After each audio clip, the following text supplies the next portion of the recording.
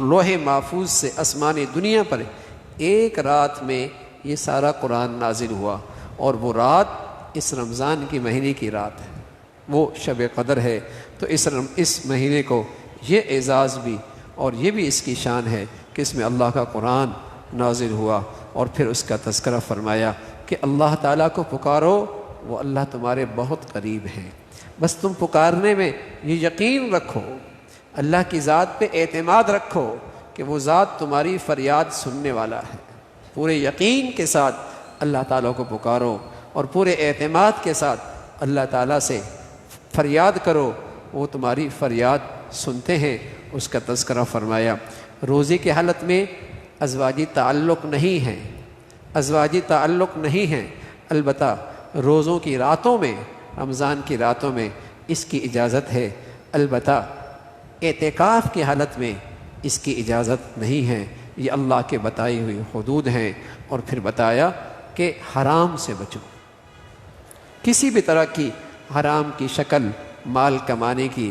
آج ہمارے معاشرے میں حرام کمانے کی ہزاروں شکلیں ہیں، ہزاروں شکلیں ہیں، ان سب سے منع فرمایا کہ حلال سے بچو اور حرام سے بچو اور حلال پر اکتفا کرو۔ اور فرمایا کہ یہ جو قمری مہینہ ہے، چاند ہے، یہ قمری تاریخ، اسلامی تاریخ، اس کی حفاظت بھی کرنا ضروری ہے۔ کیوں؟ اس لیے کہ اس سے مسلمانوں کے بہت سارے احکامات چاند کے مہینوں سے ہے، چاند کی تاریخ سے ہے، قربانی ہے، روزے ہیں، عید ہے، بہت سارے احکامات یہ اس چاند کی تاریخ سے ہیں، اور یہ مسلمانوں کا شعار بھی ہے، یہ مسلمانوں کا شعار بھی ہے۔ تو اس تاریخ کی حفاظت بھی ضروری ہے۔ اور پھر فرمایا کہ قتال، جہاد، اس کی تلقین فرمائی، اللہ کے راستے میں جہاد کرنا، اس لیے کہ جب تک دنیا ہے، حق اور باطل کا یہ معرکہ ہے، خیر اور شر کا یہ جھگڑا ہے، تو یہ جہاد بھی ہمیشہ سے ہے، ہمیشہ رہے گا۔ اور اس کا تذکرہ فرمایا، اور اس راستے میں، اس کے راستے میں اللہ کے لیے خرچ کرو۔ پھر ساتھ ساتھ حج اور عمرے کے احکامات کا تذکرہ ہے۔ حج اللہ کے لیے ہوتا ہے، اور حج کے احکامات کی تفصیل ہے۔ عرفات جاتے ہیں، مینا جاتے ہیں، اور پھر مزدلفہ سے واپس آتے ہیں، اور یہ سب کے لیے ہے، چھوٹا ہے، بڑا ہے، بڑے خاندان کا ہے، چھوٹے خاندان کا ہے، سب کے لیے حج میں برابری ہے۔ اسلام کی اس عبادت میں زبردست مساوات ہے کہ آدمی ایک ہی لباس کے اندر، بادشاہ اور فقیر، اور سبھی ایک ہی منزل کی طرف روانہ، یہ اسلام کی زبردست مساوات کی عبادت ہے۔ اور پھر اسلام آخرت کی فکر پیدا کرتا ہے، لیکن دنیا سے کنارہ کشی کی تلقین نہیں کرتا۔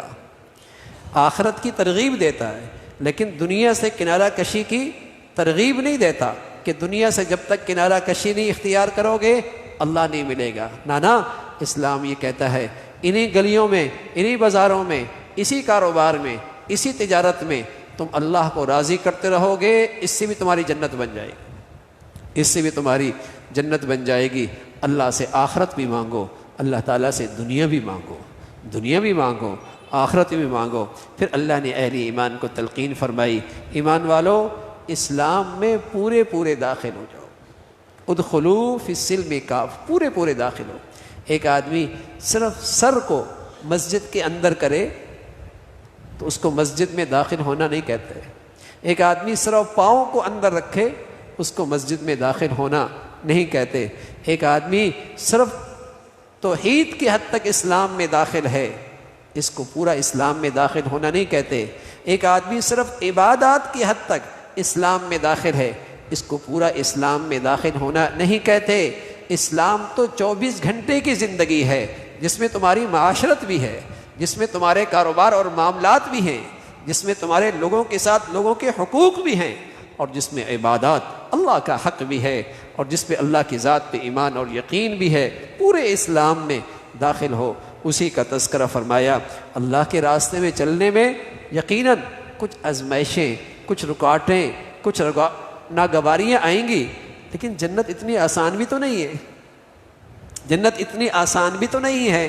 اس راستے میں کچھ مشقتیں، ناگواریاں آیا کرتی ہیں، اس کا تذکرہ فرمایا. پھر فرمایا اللہ کے راستے میں کتنا خرچ کرنا ہے. فرمایا اس سے زیادہ اس کی فکر کرو کہ خرچ کس نیت سے کر رہے ہو اور کہاں خرچ کر رہے ہو.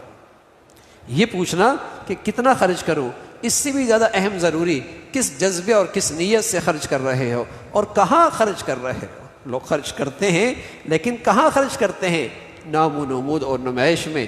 خرچ کرو اللہ کے راضی کرنے کے لیے، والدین پہ خرچ کرو، رشتہ داروں پہ خرچ کرو، ضرورت مندوں پہ خرچ کرو، لیکن کس جذبے سے؟ اللہ کو راضی کرنے کے لیے. پھر حج جہاد کی فرضیت کا تذکرہ ہے. لوگ پوچھتے ہیں حرمت والے مہینوں کے اندر بھی کیا جہاد اور قتال ہے؟ فرمایا قتال حرمت والے مہینے میں نہیں ہے، لیکن اللہ کے راستے سے روکنا، مسجد حرام سے روکنا، کفر کا غلبہ اور بے دینی کا پھیلنا، یہ قتل سے بھی زیادہ بری چیز ہے. بری چیز ہے. جب دشمن تمہارے مقابلے پہ آئے اور یہ سرکشی پہ اتر آئے تو پھر تم بھی اس کے مقابلے پہ کھڑے ہو جاؤ. پھر شراب اور جھوی کی مذمت فرمائی. فرمایا کچھ اس کے ظاہری فائدے نظر آتے ہیں لیکن اس کے مضرات اور اس کے نقصانات بہت زیادہ ہیں. پھر ایک مسلمان مرد اور ایک مسلمان عورت کسی غیر مسلم سے شادی نہیں کر سکتی. ایک مسلمان مرد عورت کسی غیر مسلم سے شادی نہیں کر سکتی. مسلمان کا کفار سے ازواجی رشتے سے کیا تعلق ہے؟ مسلمان کا کفار سے رشتے ناطے کا کیا تعلق ہے؟ یہ ایک الگ مسلمان کی زندگی ہے، کافر کی ایک الگ زندگی ہے. اس لیے کہ ازواجی رشتہ یہ معاشرے کی پہلی بنیاد ہے، یہ سوسائٹی کی پہلی اینٹ ہے. یہی غلط ہوگی تمہارا معاشرہ اور تمہارا دین خراب ہو جائے گا. ہاں عورت کے مخصوص ایام ہوتے ہیں حیض کے، اس سے ازواجی تعلق سے کنارہ کشی اختیار کی جاتی ہے. ویسے وہ تمہاری بیویاں ہیں اور وہ تمہارا لباس ہیں اور تم ان کا لباس ہو. جیسے لباس اور جسم کے درمیان فاصلہ نہیں ہوتا، ایسی ایک مرد اور ایک شوہر کی زندگی آپس میں اتنی قریب ہوتی ہے، محبت کے لحاظ سے، اعتماد کے لحاظ سے، تعلق کے لحاظ سے اس میں کوئی فاصلہ نہیں ہوتا. اور جس طرح لباس آدمی کے عیب کو، خامیوں کو چھپا لیتا ہے، ازواجی رشتے کا حسن یہ ہونا چاہیے کہ مرد عورت کی خامیوں کو چھپائے اور عورت اپنے مرد کی خامیوں کو چھپائے. یہی ازواجی رشتے کا حسن ہے، یہی ازواجی رشتے کی خوبی ہے. اور پھر فرمایا آپ بھی اپنے لباس کو کسی کھانے کے موقع پہ رومال رکھ کے بچاتے ہو اور آستینیں اوپر کر لیتے ہو، تو میاں بیوی کا رشتہ لباس کی مانند ہے. اس کو بدگمانیوں کے داغوں سے بچاؤ، اس کو شک کی، جسے کہیں کہ شک کے گندگی سے بچاؤ.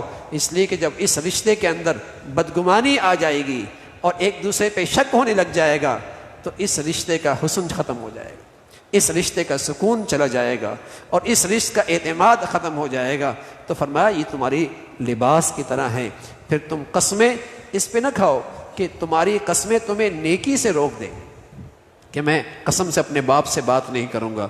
یہ قسم نہ کھاؤ، نیکی کا کام، اور پھر تم قسم کھا رہے. ہاں نیکی سے روکنے کے لیے قسم کو آڑ نہ بناؤ اور بات بات پہ قسمیں بھی نہ کھایا کرو. پھر ایک خاص حکم جس کا تعلق ایلا سے ہے. ایلا کہ شوہر کہتا ہے 4 ماہ تک میں اپنی بیوی کے پاس نہیں جاؤں گا. یہ ایک ایسا حکم ہے جس سے ایک طلاق واقع ہو جاتی ہے.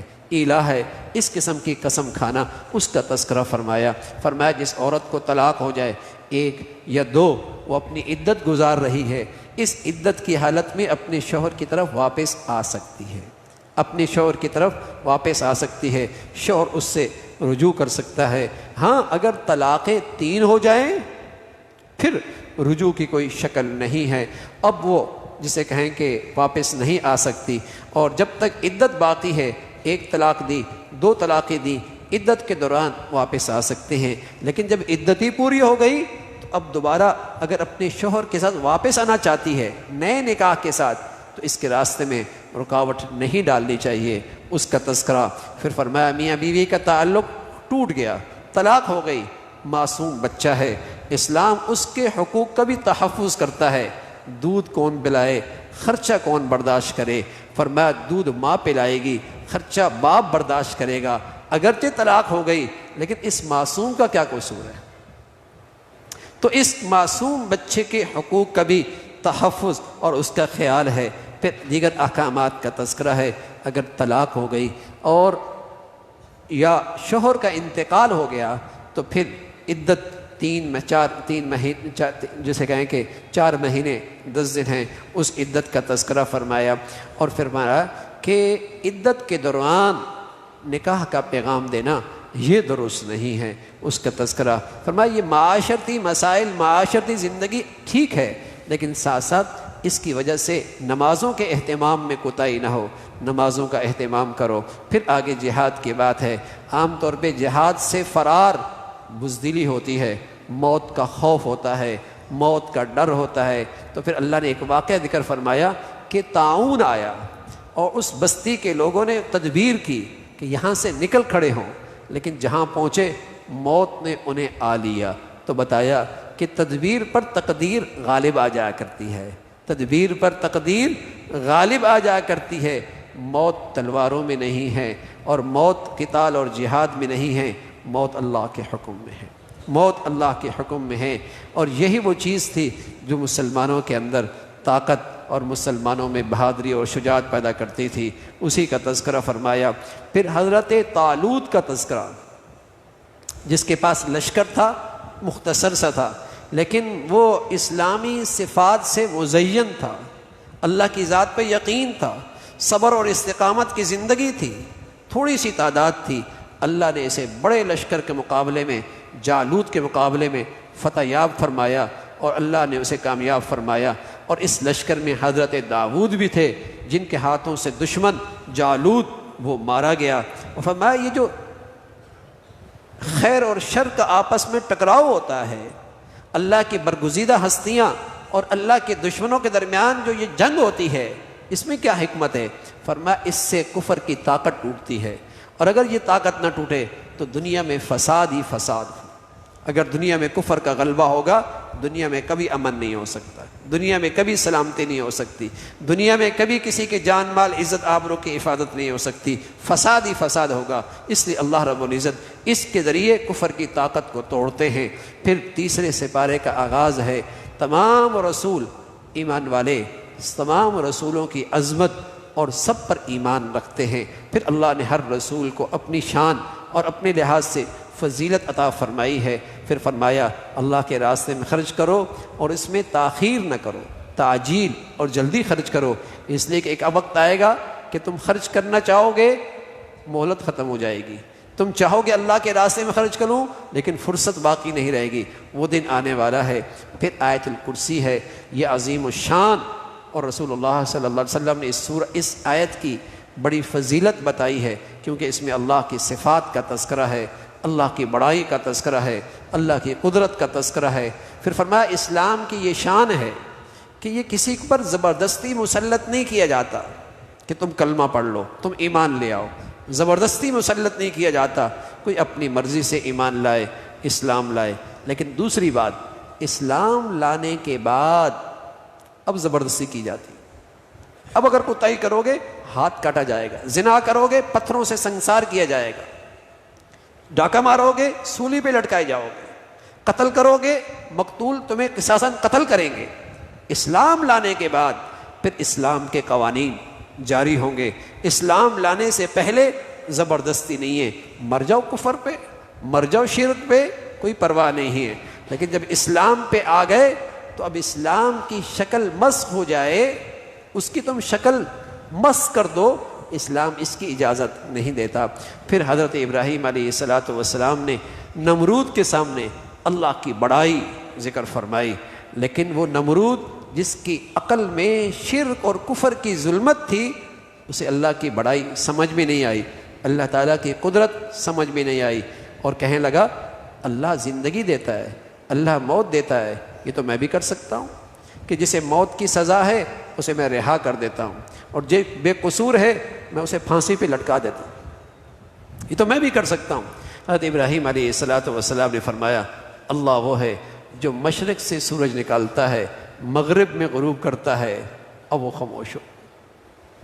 خاموش ہو گیا۔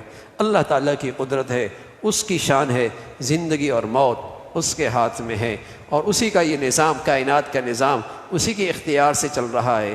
اسی نے ایک منظر دکھایا کہ ایک آدمی پر 100 سال تک موت طاری ہو گئی، قرآن میں ہے 100 سال تک موت طاری ہو گئی، اس کے پاس سواری بھی تھی، اس کے پاس کھانا بھی تھا۔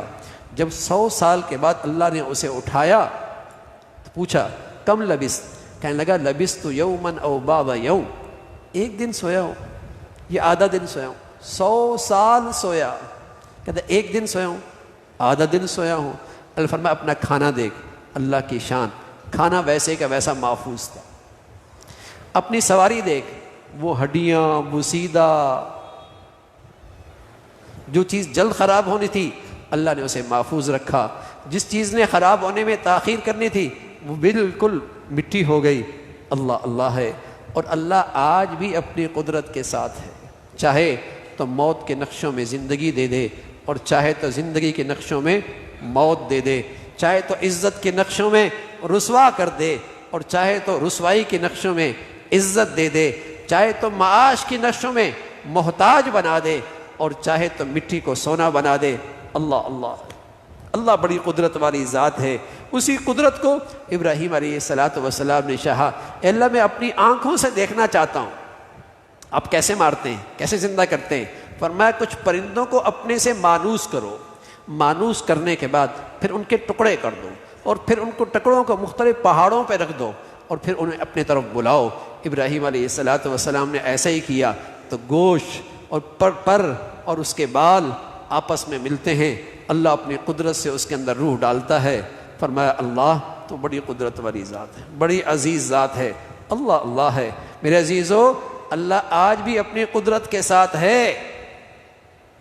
اللہ کرے ہمارے دل اللہ کی قدرت سے متاثر ہوں، ہم دنیا کی طاقتوں کا اثر لیتے ہیں، اللہ کی طاقت کا اثر نہیں لیتے۔ اگر دنیا کے حکمرانوں اور طاقتور حکمرانوں کی کوئی گستاخی ہو جائے اور توہین ہو جائے تو کیا کہتے ہیں؟ اب خیر نہیں ہے، اور اللہ کی شان میں گستاخیاں کرتے ہیں، اللہ کے حکموں کو پامال کرتے ہیں، اللہ کا اثر نہیں لیتے۔ میرے عزیزو، اللہ آج بھی اپنی قدرت کے ساتھ ہے۔ پھر فرمایا اللہ کے راستے میں خرچ کرو گے، اللہ محتاج نہیں ہے، تمہیں نوازنا چاہتا ہے۔ تم ایک خرچ کرو گے، اللہ 700 گنا عطا فرمائیں گے، 700 گنا عطا فرمائیں گے۔ ایک خرچ کرو گے، اللہ محتاج نہیں ہے تمہارے مالوں کا، تمہیں نوازنا چاہتے ہیں۔ فرمایا جیسے ایک دانہ زمین پہ ڈالتے ہو، 7 بالیاں نکلتی ہیں، ہر بالی میں 100 دانہ ہوتا ہے، راضی ہوگا کہاں خرچ کر رہے ہو، اور جتنا تمہارا اخلاص بڑھیا ہوگا۔ فرمایا 700 بھی انتہا نہیں، اللہ اس سے بھی کئی گنا بڑھا کے عطا فرما دے۔ ہاں، صدقہ دے کر، خیرات کر کے ضائع مت کرو، احسان جتلا کر، تکلیف دے کر، ایذا کر کر، یا ریا اور ناتے ہیں۔ اور پھر خاص طور پہ اس مصرف کا تذکرہ فرمایا کہ تمہارے مال کا بہترین مصرف للفقراء الذین احسنوا فی سبیل اللہ، وہ لوگ ہیں جنہوں نے اپنی زندگیاں اللہ کے دین کے لیے وقف کر رکھی، اور یہ ایسے ہیں تو ضرورت مند لیکن بھکاری نہیں ہے، یہ مانگتے نہیں ہیں، یہ لوگ سے آنکھیں دیکھتی ہیں مال کم ہو رہا ہے، اللہ کہہ رہا ہے صدقے سے مال بڑھتا ہے۔ اور آپ دیکھیں گے جو لوگ کاروبار سود پہ کرتے ہیں 30 سال بعد 40 سال بعد وہ محتاج بن جایا کرتے ہیں، اور قسم خدا کی جو سخی ہوا کرتا ہے اللہ کے راستے میں خرچ کرتا ہے، کبھی نہیں آپ نہیں دیکھیں گے وہ فقیر ہو۔ تو بندے کی ہوگی نا، سود سے باز آ جاؤ، پھر اپنے معاملات صاف رکھو، لین دین صاف رکھو۔ اگر بات قرضے کی ہو اور بات معاملات کی، لکھ لو، گواہ بنا لو، تحریر کر لو، تاکہ بعد میں جھگڑا اور اختلاف نہ ہو۔ قرآن کی سب سے بڑی آیت معاملات کے متعلق ہے، قرآن کی سب سے بڑی آیت معاملات کے متعلق ہے کہ اپنے معاملات کو دین کے مطابق ڈھالو، اس میں اللہ کی ہدایت پہ عمل کرو۔ اور پھر فرمایا ایمان والا ایمانیات پر ایمان رکھتا ہے، اللہ پر، رسول پر، کتابوں پر، آخرت پر، ان سب پر ایمان رکھتا ہے، اور اللہ سے فریاد کرتا ہے اللہ مجھ سے جو بھول چوک ہو گئی معاف فرما دے، اس پر میری پکڑ نہ فرما۔ اور جو پہلے ماضی کے قوموں میں جو مشکل چیزیں آئیں اللہ میں اس کا تحمل نہیں کرتا، جتنی میں طاقت رکھتا ہوں اتنے حالات کا میرا واسطہ پڑے معاف فرما دے، رحم فرما دے، بخشش فرما دے۔ یوں اللہ سے یہ بندہ سوالی بنتا ہے اور اللہ کے سامنے فریاد کرتا ہے۔ پھر سورہ آل عمران ہے، اللہ کی بڑائی کا تذکرہ ہے۔ کچھ لوگ عیسائی نجران سے آئے، حضور علیہ السلام سے بحث مباحثہ کرنا، اس کا تذکرہ فرمایا۔ آپ نے اللہ کی بڑائی، اللہ کی وحدانیت، اللہ کی شان ذکر فرمائی کہ ماں کے پیٹ کے اندر وہی ذات ہے جو انسان کی تصویر بناتا ہے، انسان کے اعضاء بناتا ہے اور اس کے اندر اپنے قدرت کے نشانیاں رکھتا ہے، اللہ کی ذات ہے۔